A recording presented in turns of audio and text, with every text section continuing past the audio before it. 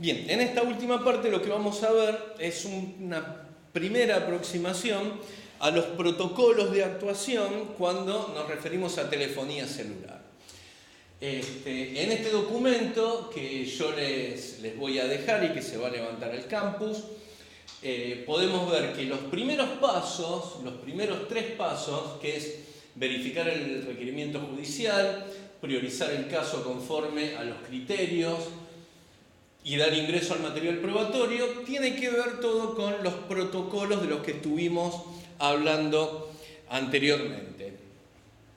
De modo que desde el punto de vista de la telefonía celular como proveedora de evidencia digital, todo lo que hace a las formalidades para su incautación, traslado, resguardo, entrega y finalmente recepción para la labor pericial es absolutamente idéntica. Cuando llegamos a la parte de la verificación del estado del equipo, ahí es donde empezamos a trabajar específicamente con cuestiones que tienen que ver con especificidades de los equipos móviles. Lo primero que tenemos que determinar es si el equipo está encendido o apagado. Si está apagado, obviamente ese es el estado en que debe dejarse.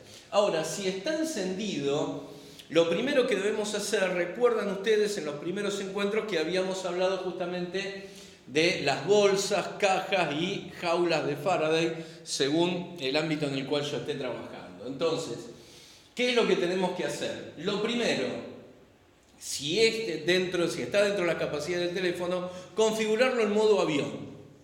¿Por qué? Porque de este modo yo puedo dejar que el dispositivo continúe encendido, pero va a estar inhabilitado para la transmisión o recepción de señales radiofónicas, con lo cual de algún modo me estoy protegiendo.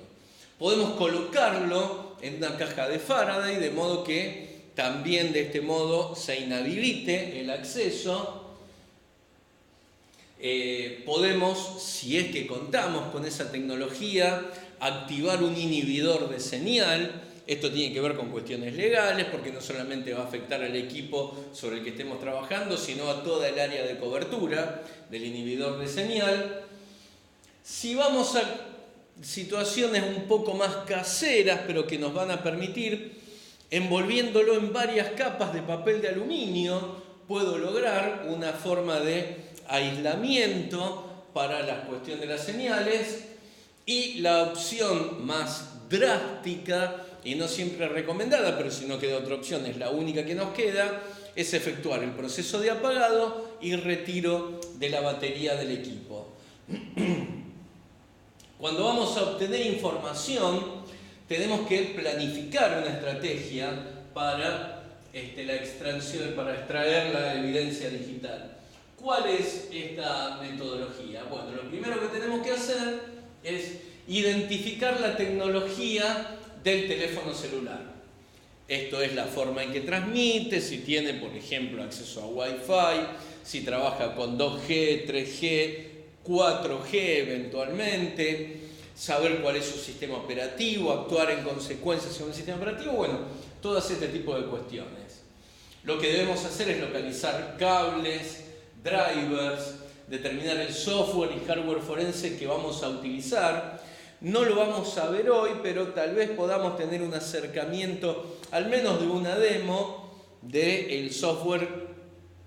En realidad es una combinación de hardware y software, que es el más utilizado a nivel forense, que es el UFED de Cellbrite, y que es lo que nosotros vamos a en algún momento poder ver. Y en función de eso, bueno, seleccionar las herramientas para la pericia, que va a depender del nivel de detalle requerido en los puntos de pericia, del modelo de teléfono celular, de la presencia de otras funcionalidades de almacenamiento externo del dispositivo. Hoy día la mayoría de los teléfonos vienen con memorias extraíbles. La pericia sobre ese elemento puede ser independiente del celular propiamente dicho. Si el teléfono celular tiene o no tiene puerto de datos, si cuenta con cables de datos, si existe software forense disponible para ese modelo. Son todas cuestiones que nosotros debemos tener en cuenta previo a la realización de la pericia como parte del proceso de planificación. Hay un sitio web que lo van a encontrar en este material que les vamos a dejar disponible, que es el PhoneScoop o el Mobile Forensic Central, donde uno puede consultar todas las especificaciones técnicas de un teléfono celular y sus capacidades. Esta información nos va a servir también para abundar en nuestro trabajo. ¿Cómo vamos a preservar y analizar las fuentes de evidencia digital? Siguiendo las normativas del protocolo para la actuación, que era lo que estuvimos viendo anteriormente. Si tiene una tarjeta de memoria externa, bueno, vamos a realizar la imagen, una copia forense de ese dispositivo, para luego peritar sobre eso y extraer la evidencia digital relevante conforme a los puntos de pericia que hayan sido indicados, ¿sí? Tengan en cuenta que la mayoría de los dispositivos móviles cuentan con memoria interna y también pueden contener memoria externa, pero tiene que tenerse en cuenta ambos espacios de almacenamiento siempre. Otro elemento que también tenemos que tener en cuenta, porque contiene una gran cantidad de información y sobre todo suele ser información muy relevante, es la tarjeta SIM. Entonces, ¿qué es lo que tenemos que hacer? Tenemos que clonar la tarjeta SIM para trabajar sobre ese elemento y tenemos que usar un lector SIM que sea protegido contra escritura. Recuerden que cuando hablábamos de copias forenses, hablábamos también de la posibilidad de utilizar un write blocker frente a dispositivos que yo tenía que hacer lectura en caliente. Justamente también tenemos sistemas idénticos para el trabajo de la telefonía celular. Si el SIM no está bloqueado, se extrae la información digital relevante al caso. Y en el equipo de telefonía celular propiamente dicho, lo que tenemos que hacer es aislarlo de la red de telefonía durante todo el proceso para evitar que se ingrese o se extraiga información de ese dispositivo. Sobre todo lo que tenemos que evitar es que nos modifiquen. Recuerden que si nosotros actuamos bien en el momento de que nos hicimos de este dispositivo, debimos también tener la precaución de efectuar el hash de la información que contiene, ¿sí? De modo tal que si en algún momento ingresa algún tipo de información, nos va a estar modificando el estado de la prueba y por lo tanto va a ser pasible de que se nos discuta y que se pueda llegar a hacer una solicitud de nulidad de esa prueba. Para hacer una extracción física de la memoria del teléfono o bien una extracción lógica, tenemos las herramientas forenses apropiadas, tanto de hardware como de software. Recuerden, y esto siempre debemos tenerlo en cuenta, el trabajo pericial informático, acá que estamos hablando ya de cuestiones bien específicas y estamos hablando del trabajo pericial propiamente dicho, debe ser necesariamente multidisciplinar, con lo cual no debemos nosotros descartar la posibilidad de contar con un especialista en telefonía celular para hacer estas labores, lo cual no significa que nosotros desconozcamos este campo, porque si bien podemos contar con el auxilio de un especialista, va a ser responsabilidad nuestra conducir la labor de ese especialista.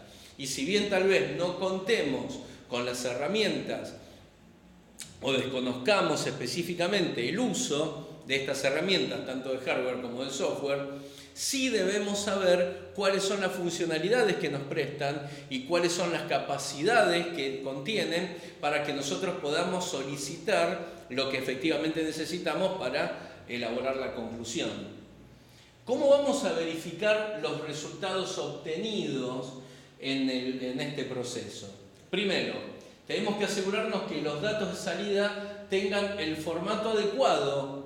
Esto es, recuerden que vamos a tener información en formato hexadecimal, que vamos a tener información que a veces va a ser propietaria dentro del sistema operativo. Y si hablamos de un sistema operativo, de un dispositivo móvil, tal vez esa información no sea posible de ser leída fuera de un dispositivo móvil, y en realidad nosotros debemos tener la precaución de que sea compatible con cualquier elemento que sea utilizado para su lectura. Que las fechas y horas sean consistentes, lo cual tiene que ver no solamente con la fecha interna del dispositivo, sino que tiene que ver con la fecha y hora en que nosotros efectuamos la labor pericial. Entonces también deben ser consistentes, no tanto con los datos que aparecen en la información a peritar, sino que tienen que ser consistentes con el momento en que se efectúa la pericia. Y en esto tenemos que tener especial cuidado. Que todos los datos requeridos hayan podido ser extraídos, ¿sí? Y entonces lo que se nos dice es que mediante comparación con los datos obtenidos del celular nosotros debemos asegurarnos, debemos utilizar más de una herramienta forense para la extracción de los datos y luego efectuar la comparación entre los distintos resultados obtenidos y validar esta información mediante valores hash de distintos artefactos digitales del teléfono celular. ¿Sí? Entonces vamos a tener el hash de la memoria interna, vamos a tener el hash de la memoria externa, vamos a tener el hash de la tarjeta SIM, y cada uno de esos valores tienen que ser validados. Obviamente, todo esto siempre tiene que ser perfectamente documentado, cada uno de estos procesos. Una cuestión que tenemos que tener en cuenta en toda la labor pericial: exista o no exista un perito de parte, nosotros debemos trabajar siempre como si nuestra labor estuviera siendo fiscalizada por alguien presente en ese momento. Con lo cual, el registro de nuestra actividad tiene que ser absolutamente minucioso, tiene que ser cronológico y tiene que ser verificable. Exista o no exista un perito que esté participando de la labor pericial, siempre es bueno que haya, pero en el caso que no haya, nuestro registro tiene que ser tan detallado y minucioso que sea que esté o no esté, yo pueda reproducir exactamente cuál fue mi labor pericial en cualquier momento a partir de ese registro. Y esto es absolutamente determinante. Nuevamente, al final de toda esta labor, lo que tenemos que hacer es elaborar un dictamen para dar respuesta a los puntos de pericia, ¿sí? Idéntico a lo que nosotros vimos de la presentación del dictamen cuando hablábamos de los protocolos de la pericia informática. Y esto también tiene que ver con nuestra labor. Nunca debemos soslayar la confección del dictamen final de nuestra pericia, porque eso es lo que en definitiva se nos pide. Como peritos, nosotros debemos elaborar un dictamen final en el cual expresemos nuestras conclusiones en función del análisis forense que llevamos a cabo. Finalmente, remitir junto con este dictamen todos los elementos que fueron recibidos para su labor. Nos dice acá: sin perjuicio de los pasos indicados, el perito tiene que aplicar los conocimientos especializados sobre la materia y tener presente los aportes de otras guías de mejores prácticas y de procedimiento a nivel internacional. ¿Qué significa? Que independientemente de los protocolos que nosotros tengamos fijados para nuestra actuación, también debemos estar permanentemente actualizados respecto de los estándares internacionales que se utilizan para esto. Las normas ANSI-NIST, que por lo general son elaboradas por el FBI, nos dan una apoyatura muy importante a nuestra labor. Todo lo que tenga que ver con los estándares ISO también tienen que ver con darle apoyatura técnica a nuestra labor y nosotros tenemos que estar en condiciones de aplicar esto en nuestra labor pericial. No nos olvidemos que no solamente nos amparan los protocolos, sino nuestra propia experticia. Aquí tienen ustedes un listado de todo el material al cual pueden remitirse para buscar. Hay material, van a encontrar material muy actualizado, por ejemplo, de las mejores prácticas para el trabajo forense en teléfonos móviles, que lo van a encontrar en swgd.org, que es un trabajo del año 2013. O sea, el material que ustedes van a tener en este documento está absolutamente actualizado a las últimas tecnologías.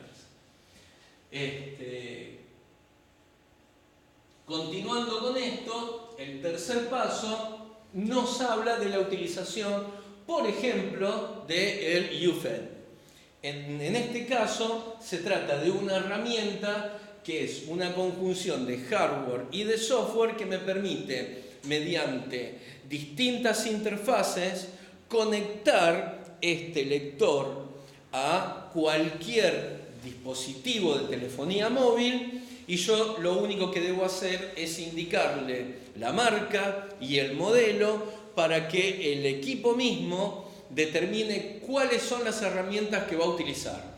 Esto, imagínense que nos agiliza enormemente todo lo que es la labor, porque no tengo yo que estar analizando cuál es la forma más idónea para la extracción de la información, sino que el mismo dispositivo se encarga de la elección de la herramienta de hardware y de software para el modelo de equipo que se esté peritando. Entonces, cuando utilizamos esta herramienta, independientemente de que nosotros vamos a conducir la labor pericial, nos va a permitir encontrar los mejores resultados posibles. Nos dice acá que esta herramienta tiene como punto favorable una gran cobertura de modelos telefónicos, pero que como toda herramienta de informática forense tiene limitaciones y no excluye la aplicación de otras técnicas especializadas y herramientas de informática forense. Recuerden el caso del análisis que hicimos nosotros cuando hicimos el trabajo de campo en la práctica. Si bien recomendábamos el uso de EnCase como una herramienta absolutamente instaurada dentro de los estándares de la práctica forense informática, nosotros utilizamos un software de distribución libre, al menos como una demo de prueba, y ustedes pudieron encontrar todas las funcionalidades, al menos básicas.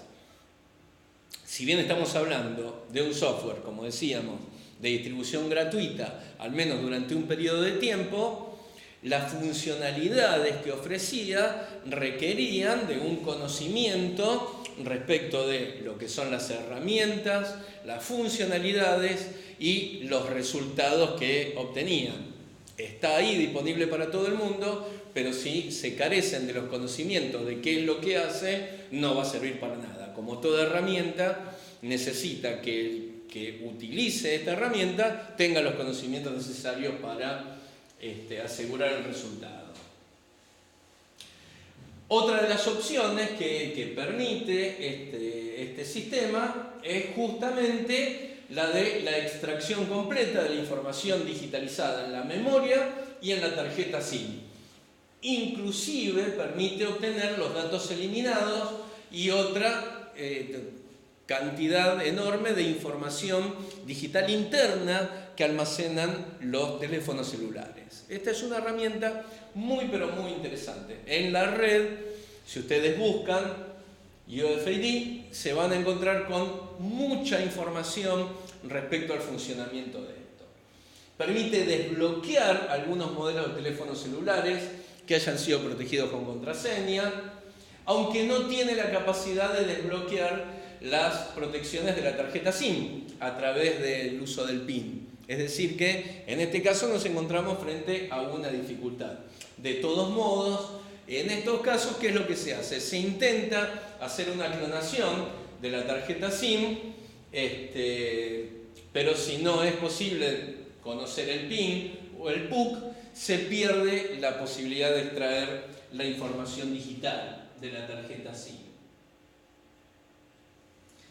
En este tipo de situaciones, por lo general, se recurre a un especialista en telefonía celular que nos permita cumplir con los requerimientos de la pericia sin que nosotros tengamos que necesariamente aprender o dedicarnos a una rama que, si bien cada vez está más cerca de nuestra especialidad, está al margen de los conocimientos específicos de un especialista en informática. Finalmente, lo que vamos a tratar hoy es cuál es la metodología de trabajo que yo puedo estandarizar cuando tenemos que analizar medios de almacenamiento. Esto obviamente es común tanto a equipos informáticos de los estándares como a la parte de almacenamiento de información en dispositivos móviles. Lo primero que debemos tener en cuenta es que cuando nosotros vamos a hacer una labor pericial tenemos 3 etapas. La primera de ellas es la preparación de la labor pericial. El primer punto de esta preparación habla del examen de los medios que debe realizarse en un ambiente forense sano, ¿sí? ¿Cuál es un ambiente forense sano?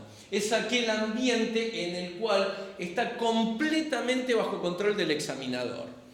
Fíjense que cuando hablamos de trabajar en el lugar del hecho, no tenemos la capacidad de poner todo lo que sucede bajo nuestro control, con lo cual llamamos un ambiente forense sano a la labor de laboratorio propiamente dicha, ¿sí? ¿Qué es lo que hace esto?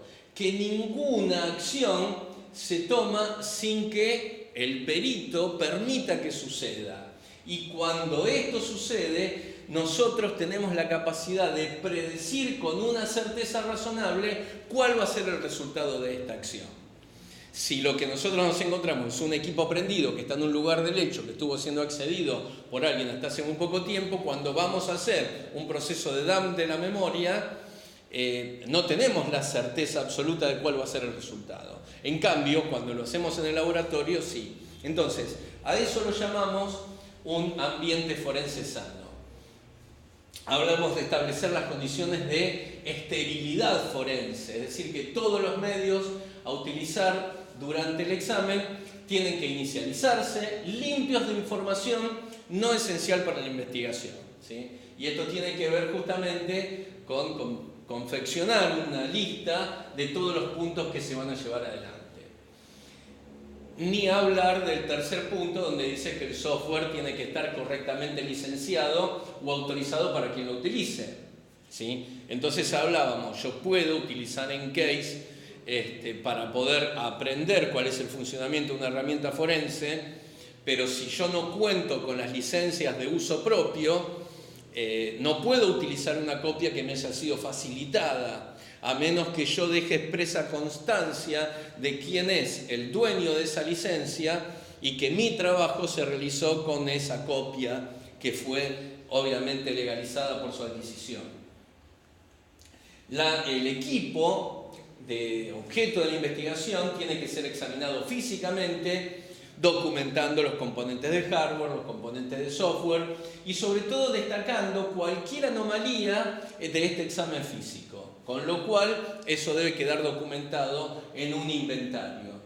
Se debe tomar todas las precauciones que se consideren necesarias durante la copia o el acceso a esta documentación y, sobre todo, debemos tener siempre en cuenta que toda nuestra labor debe estar absolutamente documentada en cada uno de los pasos. Esto recuerden que tienen que tenerlo siempre en cuenta porque es nuestro resguardo frente a cualquier tipo de acción que se tome en el futuro sobre nuestra labor pericial.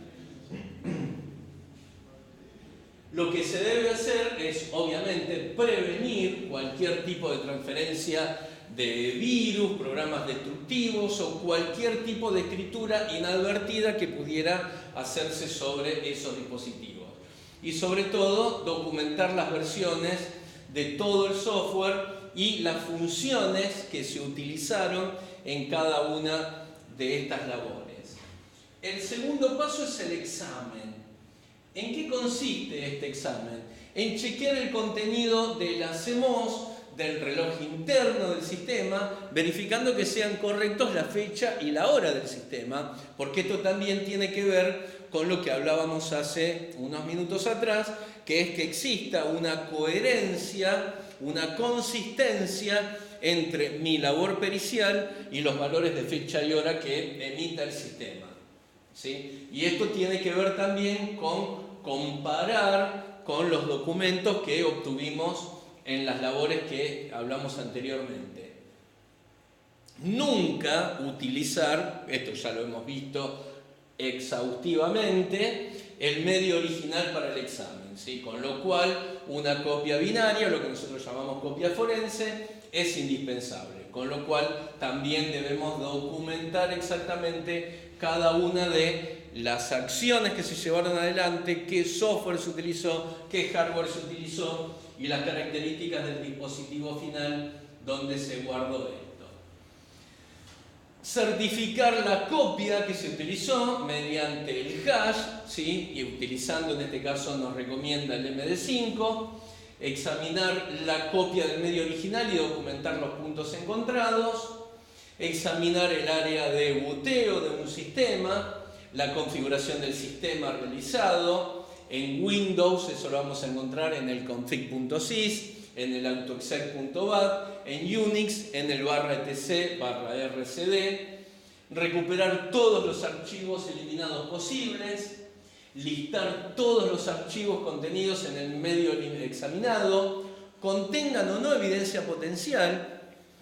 Esto aparentemente se contrapone a lo que decíamos que no teníamos que analizar elementos que no estén relacionados con la pericia. Lo cual no obsta que nosotros dejemos constancia de todo el contenido, pero solamente sometamos a análisis aquellos que tienen que ver con nuestra labor. El punto 13, recuerdan, habla de examinar el espacio no utilizado y habla acá del espacio vacío como del slack space. Fíjense que todo esto que nosotros fuimos viendo a lo largo de este curso lo vemos plasmado luego en un documento de protocolización de las acciones que tenemos que llevar adelante. Si nosotros hubiéramos partido de los protocolos, hubiéramos estado hablando de que debíamos llevar adelante acciones que desconocíamos cuáles eran. Ahora entendemos perfectamente. Examinar el contenido de archivos de datos de usuario que puedan ser vistos sin el aplicativo que lo generó, desbloquear y examinar archivos protegidos con password. Esto vimos que los software forenses tienen la capacidad de hacerlo, con lo cual debemos aprovechar todas estas funcionalidades. Pero esto lo que nos está dando es una estructura cronológica de cómo debe ser llevada adelante nuestra labor. Fíjense que cuando hacemos en este protocolo una descripción de cuáles son las medidas que tenemos que llevar adelante, va desde lo más general hacia lo más específico. Y si ustedes recuerdan, cuando hablamos de las distintas técnicas criminalísticas de acceso al lugar del hecho, una de las formas era justamente ir en el método en espiral, desde lo más general hasta lo más particular, donde si hablábamos de en un caso donde nos encontramos con un cadáver, el lugar debe ser recorrido teniendo como punto final el hallazgo del cuerpo, ¿sí? Haciendo un recorrido. En este caso, cuando hablamos de la pericia informática, las metodologías que tienen que ver con el análisis criminalístico de las evidencias es idéntico, solo que nuestro espacio de trabajo es el equipo y la evidencia digital, y de ese modo tenemos que tratarla.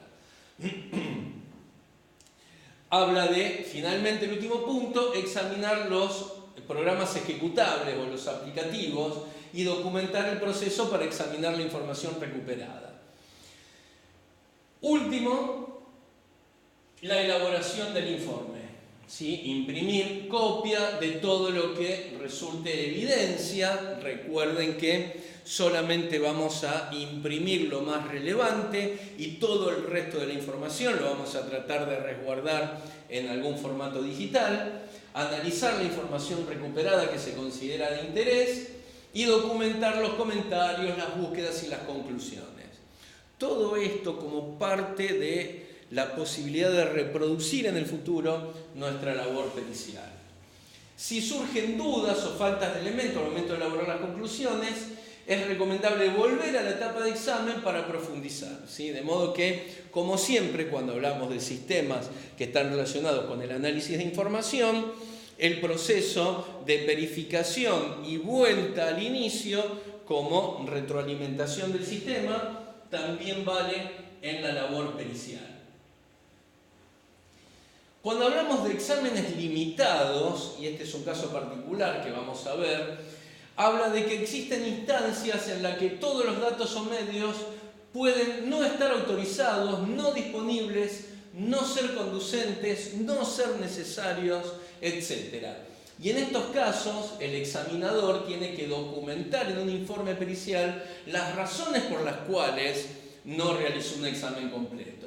Y acá nos da una lista de ejemplos. El alcance del examen está limitado por la solicitud judicial, por eso era tan importante, como hablábamos, que hubiera un contacto previo para evitar este tipo de diferencias entre lo que el encargado de la investigación necesita y el alcance de la labor pericial que nos está solicitando. El equipamiento tiene que examinarse in situ, entonces eso también implica limitaciones. El tamaño del medio es tan grande que un examen completo no es posible, sobre todo cuando hablamos de estructuras en red o de servidores de un volumen importante.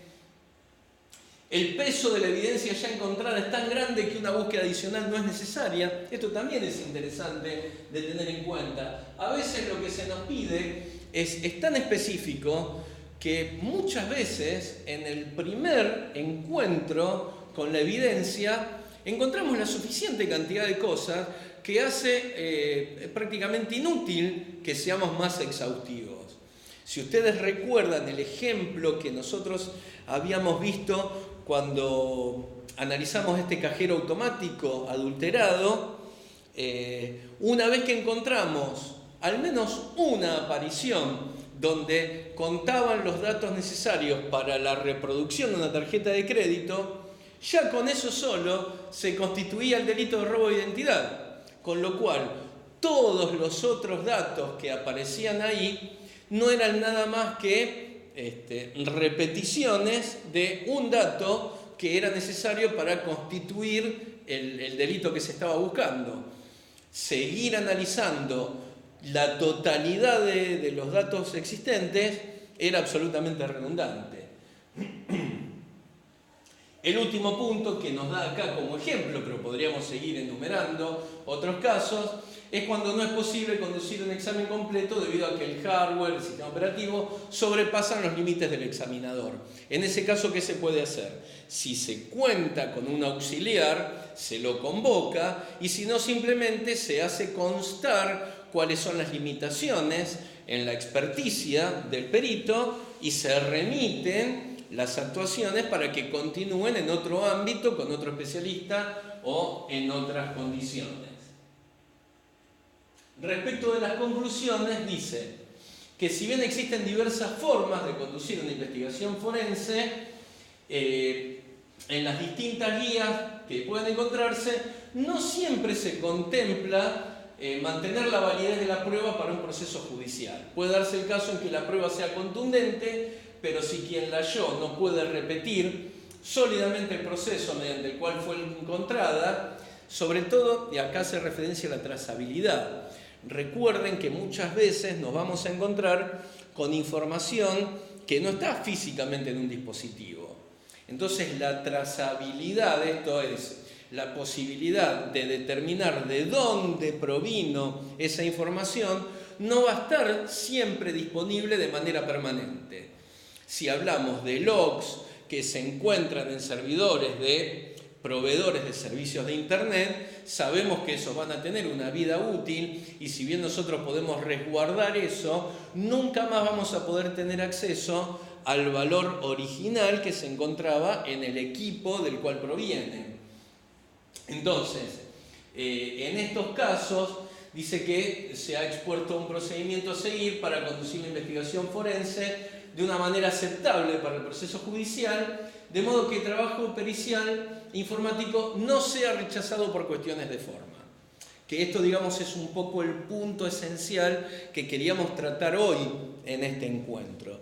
Es decir, tomar todos los recaudos necesarios para que nuestra labor, independientemente de la calidad técnica que tenga, no sea pasible de nulidad por vicios formales y que tienen que ver justamente con la inserción de nuestra especialidad dentro del mundo jurídico.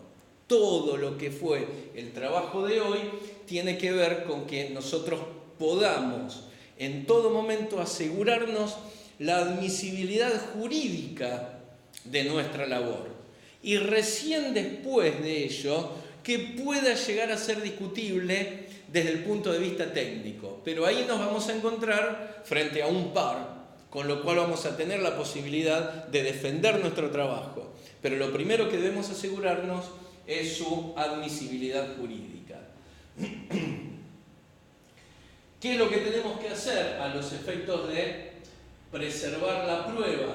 En principio, asegurarnos su adquisición. De algún modo, una de las cosas que yo les voy a dejar aquí disponible es una guía de prácticas para que si nos encontramos en el ámbito específico de la labor en organismos oficiales, si al momento de la adquisición de la prueba, de la evidencia digital, nosotros no estamos presentes, quien lleve adelante esa labor, que va a ser probablemente personal policial, que no esté específicamente capacitado, también tenga una apoyatura protocolar para que efectúe los pasos básicos que nos asegure que esos elementos nos van a llegar en condiciones. La otra cuestión que tenemos que tener en cuenta es que si nosotros estamos presentes, nuestra labor tiene que ser determinante para la aceptación futura de esos elementos de los cuales nos vamos a incautar. Finalmente, todo lo que sea traslado, resguardo y remisión al laboratorio, que son todas etapas que son externas a nosotros como especialistas, examinadores de esa información, queden absolutamente resguardadas. Y si no es así, que al menos nosotros podamos soslayar nuestra participación, mantenernos al margen de ese tipo de inconvenientes, para que nuestra labor pericial sea válida y después se discuta o no la validez jurídica de todo el proceso previo, pero que eso no implique que contamine de algún modo nuestra labor pericial. Bien, con esto estaríamos redondeando la labor del encuentro de hoy, que tiene que ver con cuestiones formales de nuestra labor pericial, pero ya apuntado específicamente a su inserción en el mundo jurídico.